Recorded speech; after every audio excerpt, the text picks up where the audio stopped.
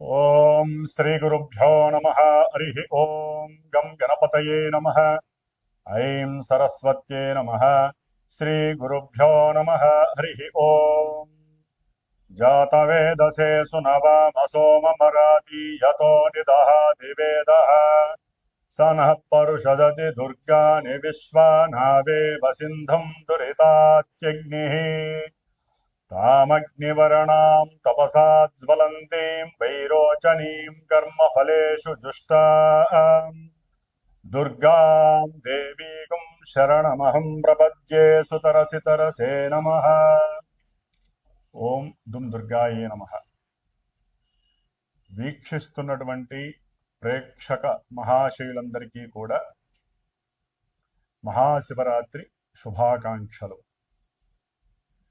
ముఖ్యంగా ఈ ఫిబ్రవరి మాసంలో 15వ తేదీన మహాశివరాత్రి మహాపర్వదినం రాబోతున్నది.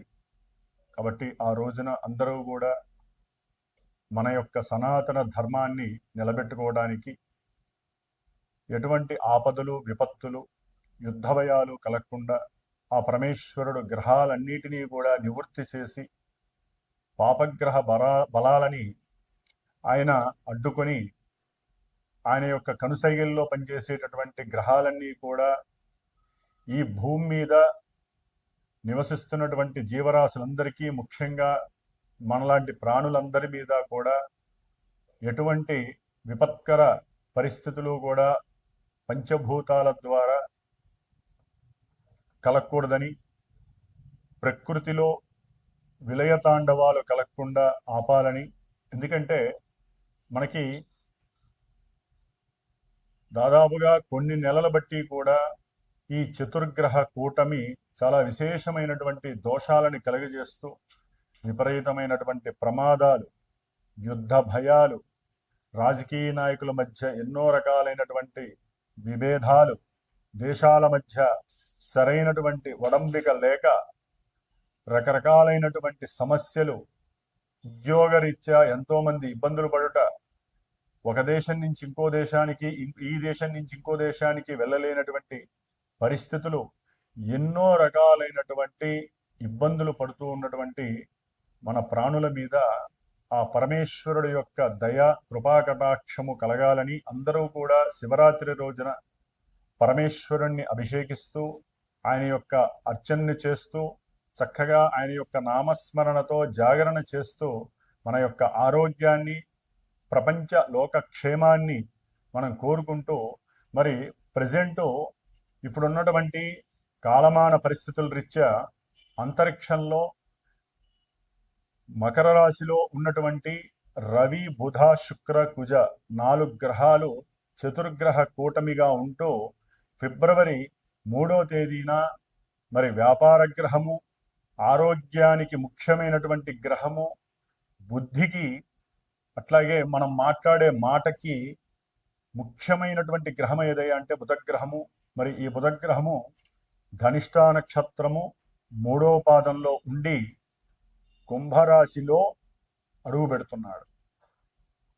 అలాగే ఫిబ్రవరి 6వ తేదీన వివాహ కారకుడు, అఖండమైనటువంటి భోగభాగ్య సంపదలనిచ్చేవాడు, రత్నాలని, బంగారం యొక్క నగలని,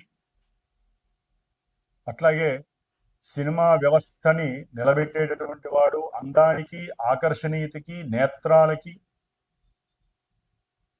మనకి నిత్య జీవితంలో కావలసినటువంటి లక్ష్మీ ప్రాప్తికి కూడా కారకుడైనటువంటి ఈ శుక్రుడు మరి ఫిబ్రవరి 6వ తేదీన అదే ధనిష్ఠా నక్షత్రము 3వ పాదంలో ఉంటూ కుంభరాశిలో సంచారం ప్రారంభం చేస్తున్నాడు. మరి ఈ బుధుడు, శుక్రుడు ఇరువురు కూడా లక్ష్మీనారాయణ స్వరూపాలు, ఇరువురు కూడా జాతకరీత్యా మిత్రులు, అంటే ఫ్రెండ్స్. మరి వీరిరువురు కూడా తన యొక్క మిత్రక్షేత్రమైనటువంటి కుంభరాశిలో అడుగు పెడుతున్నారు.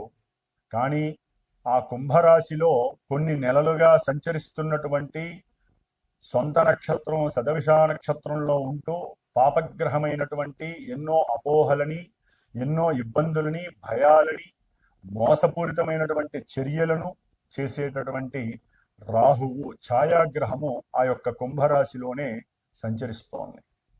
మరి ఆ రాహుగ్రహము యొక్క క్షేత్రంలో, శని యొక్క క్షేత్రంలో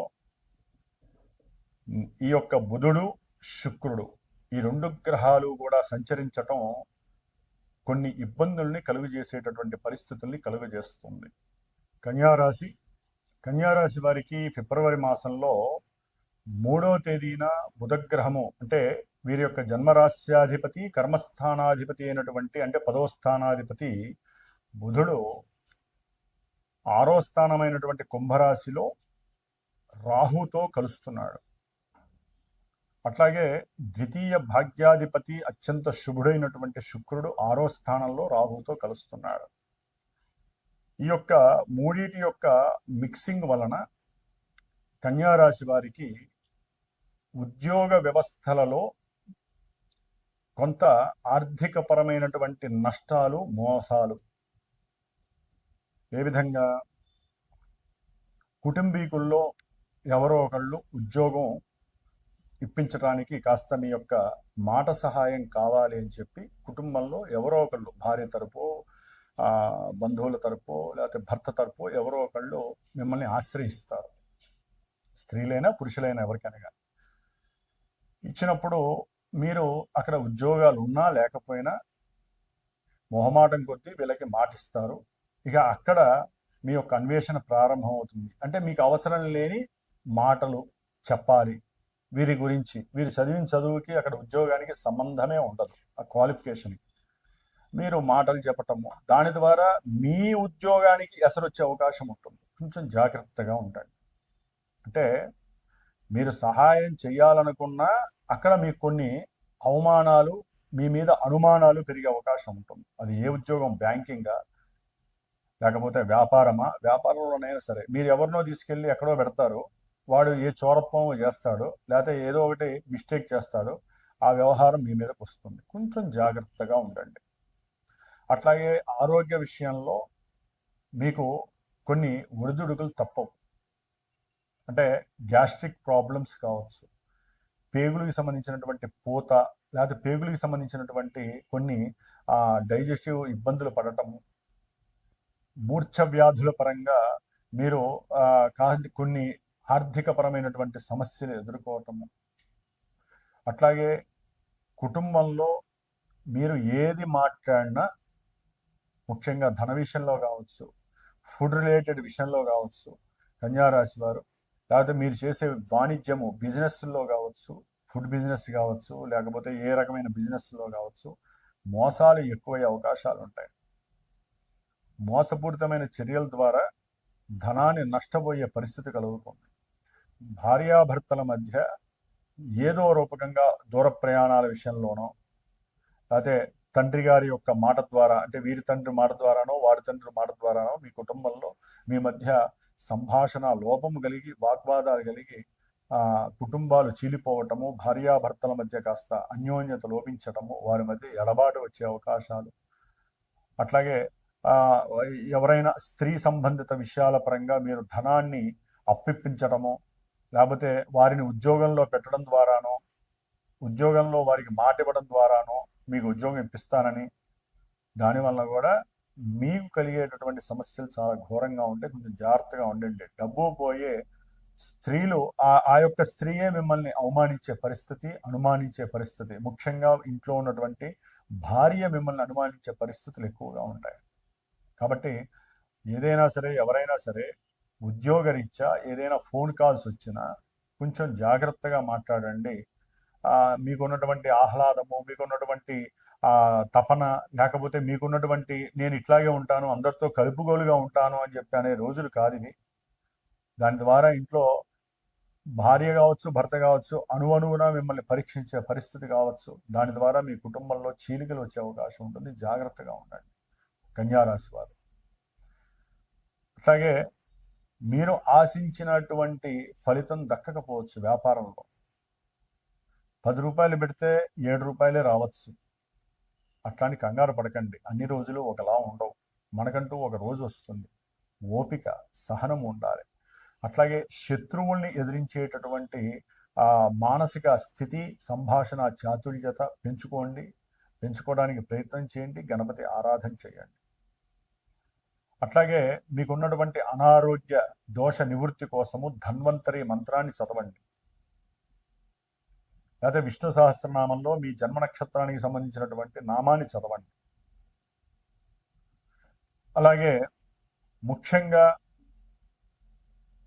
రోగ నివృత్తి కలగటానికి మీ సొంత ప్రయత్నం, మీ యొక్క కఠిన శ్రమ మీరు చేయాలి, వ్యాయామం చేయాలి, దానికి తగ్గట్టుగా మీరు ప్రవర్తించాలి. తినే ఆహారం విషయంలో కూడా కొన్ని నిబంధనలు పెట్టుకోండి, లేకపోతే ఆరోగ్యం మీద దెబ్బపడి అది ధన రూపంలో ఖర్చు అవుతుంది. అలాగే అప్పు చేయాల్సిన పరిస్థితి, అంటే తండ్రి యొక్క ఆరోగ్యరీత్యా కావచ్చు, లేకపోతే కొంతమంది ఇళ్లల్లో కన్న తండ్రులు ఊరినే ప్రయాణాలు పెట్టుకుంటూ ఉంటారు. దానికి కొడుకునో కూతురునో డబ్బులు అడుగుతూ ఉంటారు. అది పరంపరగా వీరిస్తూ ఉంటారు. దాని ద్వారా కూడా వీరికి ధన నష్టము, అప్పు చేయాల్సిన పరిస్థితి కలుగుతుంది. కుటుంబంలో ఒకరి మీద ఒకరికి నిందలు వేసుకునే స్వభావాలు పెరుగుతాయి. ఉద్యోగాదుల్లో మీకు కష్టపడిన దానికి సరైనటువంటి ఫలితం దక్కకపోయినా ధనం వస్తుంది అనేటటువంటి ఆలోచనతో మీరు ఇంకా పడ్డ కష్టానికన్నా ఇంకా రెట్టింపు కష్టాన్ని పడడానికి ఎక్కువ ఆలోచిస్తూ ఉంటారు. కానీ ధనం రావడం విషయంలో మాత్రము ఎన్నో మెలికలు మిమ్మల్ని ఇబ్బంది పెట్టే పరిస్థితులు ఉంటాయి. వస్తుందనుకుంటారు కానీ అది అన్యథా వేరే రూపంగా వెళ్ళిపోతుంది. డబ్బు తీసుకొని వస్తారు. సపోజ్ ఒక బ్యాంకింగ్ వ్యవస్థలో, ఒక బ్యాంకులో మీరు ఏదో బంగారం తాకట్టు పెట్టారు. కొంచెం ఎక్కడ కూడా జాగ్రత్తగా ఉండాలండి. తాకట్టు పెట్టారు, సంతకాలు అయిపోయినాయి, డబ్బులు చేతిలోనో బ్యాగ్లోనో పట్టుకుంటారు, బయటికి వస్తారు, ఎవరో తెలిసినట్టుగా మాట్లాడతారు. మీరు వెహికల్ ఎక్కినప్పుడు అద్దాలు వేయటం మర్చిపోకండి, అద్దాలు వేయండి. అంటే ఇవన్నీ లోక సహజంగా కాదు. ఇక్కడ ప్రతిదీ కూడా అద్దాలు శుక్రుడికి సంబంధించి, బ్యాగ్ అనేటటువంటిది బుధుడికి సంబంధించింది, రాహు అనేటటువంటిది చోరత్వము, 6వ స్థానంలో శుక్ర బుధులు ఉన్నారు. అంటే ధనపరమైనటువంటి చోరత్వము జరగడానికి అవకాశం ఉంది. దాని ద్వారా అది మీ ఉద్యోగం ద్వారా డబ్బు కావచ్చు, మీ తండ్రికి సంబంధించిన డబ్బు కావచ్చు, లేకపోతే తండ్రి ఆస్తి అమ్మగా వచ్చినటువంటి డబ్బులు కావచ్చు, లేకపోతే కుటుంబ పరంగా మేనత్తలో మేనమామలో వాళ్ళు మిమ్మల్ని సహాయం అడిగితే మీరు దాని పరంగా వెళ్ళొచ్చు. మీ యొక్క స్వయంకృతాపరాధం వలన కూడా చోరత్వాలు జరిగి మీ మీద నిందలు, అవి ఒక్కోసారి కోర్టు కేసుల దాకా కూడా వెళ్ళే అవకాశాలు ఉంటాయి. కన్యారాశి వారికి కొంచెం జాగ్రత్తగా ఉండండి. తినే ఫుడ్ విషయంలో కావచ్చు, ఆరోగ్య విషయంలో కావచ్చు, ధన విషయంలో కావచ్చు, ప్రయాణాల విషయంలో కావచ్చు, కొంచెం జాగ్రత్తగా ఉండండి. సంతృప్తి పొందడానికి ప్రయత్నం చేయండి. ఉన్నటువంటి ఉద్యోగంలో సంతృప్తి పొందండి. అంతేగాని ఇక్కడి నుంచి నేను వేరే చోటకి వెళ్తాననే ప్రయత్నాలు చేయకండి, అంత బాలేదు. భార్యాభర్తలు అయితే కనుక ఒకరి మీద ఒకరు అనుమానాలు లేకుండా, ఏదైనా అనుమానం కలిగితే దానికి తగ్గట్టుగా చక్కగా మాట్లాడుకోవడానికి ప్రయత్నం చేయండి. మీ మనసులో ఉన్నటువంటి మర్మాల్ని తీసేసుకోండి. దాని లోపల పెంచి పెంచి పెంచి సందర్భంలో ఎప్పుడో జరిగిన విషయాన్ని ఇప్పుడు మాట్లాడారు అనుకోండి, అవతల వాడు చెప్పొద్దు. అది భర్త కావచ్చు, స్త్రీ కావచ్చు. కొంతమంది ఆ లక్షణాలు కూడా ఉంటాయి. ఎప్పుడో జరిగిపోయి ఉంటాయి, అవన్నీ ఇప్పుడు ఎత్తుతారు. వీడికి గుర్తుండద్దు, లేకపోతే ఆవిడకి గుర్తుండద్దు. అక్కడ అనుమానాలు, లేకపోతే ఒకరి మీద ఒకరు నిందలు వేసుకోవటం, మాట పెంచుకోవటం, కుటుంబంలో లేనిపోని వ్యవస్థలు, దురవస్థలు జరగటం. కాబట్టి ముఖ్యంగా ఈ శుక్రుడు రాహుతో కలిసి ఉండటం ద్వారా స్త్రీ వలన, భార్య కావచ్చు, బయట ఉద్యోగం ద్వారా కలిగేటటువంటి స్త్రీ కావచ్చు, లేకపోతే వ్యాపారం ద్వారా ఎవరైనా పరిచయమైన స్త్రీ కావచ్చు, లేకపోతే ఒక వ్యాయామశాలలో పరిచయమైనటువంటి స్త్రీ కావచ్చు. అంటే స్త్రీల వలన మీకు కొంత నిందలు, అపనిందలు, లేనిపోని ఎలిగేషన్స్, లిటిగేషన్స్, వీటి వలన మీకు ఆర్థిక ధన నష్టము కలగటానికి అవకాశం ఉంటుంది. మీకున్న ఆలోచన శక్తి కూడా నిర్వీర్యం అవుతుంది. జాగ్రత్తగా ఉండండి.